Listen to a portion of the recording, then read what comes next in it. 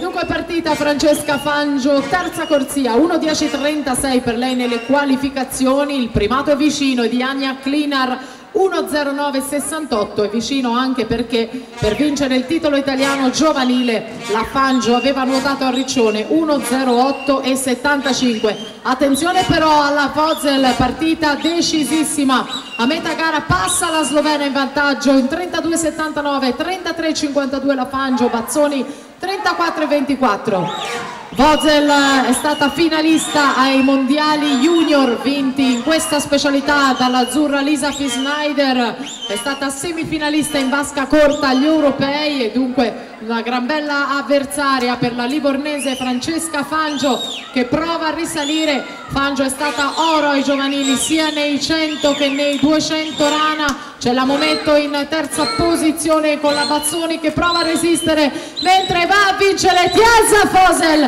1:09:14, primato della manifestazione. Ancora un record nella vasca di Montebelluna. Fangio che si inchina con 1:10:49, si deve accontentare della seconda piazza, poi la Mometto 1:13:50 per la terza posizione e allora è vittoria con primato, new meet record, Tiesa Vozel, Slovenia.